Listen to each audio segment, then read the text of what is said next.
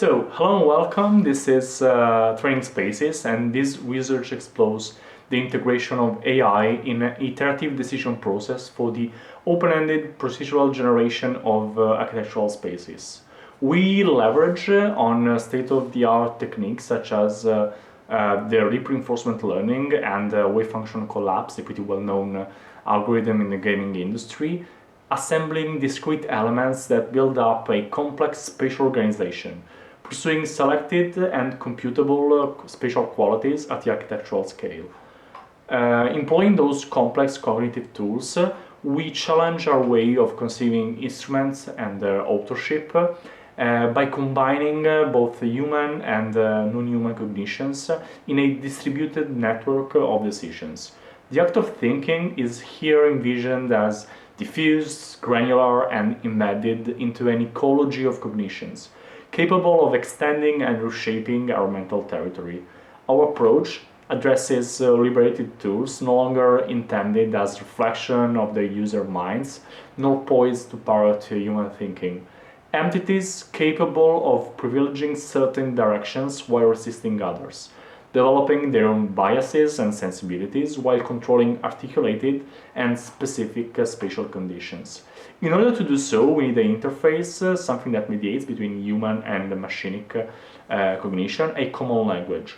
We employ wave function collapse algorithm, that is a constraint solving algorithm that places iteratively discrete components called tiles in a predetermined grid according to their connectivity rules. It is widely employed both in 2D and 3D procedural content generation, aiming at the generation of three-dimensional spatial assemblages, giving a limited set of parts and their local connectivity rules. This combinatorial process can unravel a vast array of unique yet similarly structured spatial patterns. Implemented in Unity 3D, the algorithm is intended both as a platform for generating and exploring a large field of possible assemblages and as a training environment for the artificial neural network. In fact, its discretized representation of space makes iterative assemblages generation approachable with machine learning techniques. In each element, while not constituting a self-contained spatial unit, when combined with other components, defies boundaries and reinforces possible paths, structuring an otherwise amorphous space. We also employ proximal policy optimization, a reinforcement learning algorithm where an INN is trained to control tile placement at each iteration, replacing the weighted random choice used in the standard wave function collapse algorithm. In this way, the system gains the ability to steer the assemblage, articulating the highly homogeneous spaces generated by wave function collapse. By discovering nonlinear correlations between its local decision and their outcomes at the global scale, it has proven sufficiently general and capable of operating in both 2D and 3D with different set of tiles while maintaining the same architecture and hyperparameters. It shapes its behavior not by relying on a dataset of examples to imitate, but learning from experience, continuously confronting the environment and try to maximize the rewards awarded after its actions. We employ 6 quantified descriptors defined both for local and global spatial qualities, and those are the global density, the material distribution, that is basically the local density of the assemblage, a prevalent orientation, a structural connectivity, a spatial one, and a planar connectivity.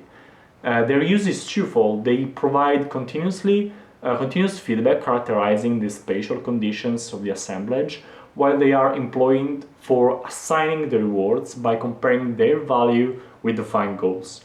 Exploring different behaviors, the agent hones its own sensibility, developing strategies to generate diversified spatial conditions.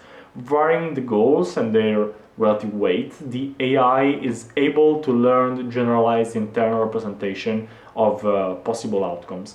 In our take on the assemblage method, we refuse to use elements that are already functionalized, that have an inherent meaning. Instead, we use components that are as generic as possible. In this way, they gain their own function and meaning, not just by their own virtue, but by the relationship with the other elements. As you can see, when the number of possible outcomes grows this much, it becomes, the visual inspection, it becomes unfeasible, and for this reason we employ a space of representation that is computable. In this way you can select a specific assemblage using the searching for the spatial features that characterize the assemblage, and then going for a visual inspection augmented with some feature-specific representations. In this way, it is possible to create a positive feedback loop between the AI and the designer, and the AI can develop an understanding of complex spatial qualities closer to human representation. In this unending dialogue, the designer and the algorithm are connected in a novel state of engagement in which human and non-human cognitions continuously negotiated both their authorship and agencies, unfolding consequences potentially exceeding human and or machinic reach alone.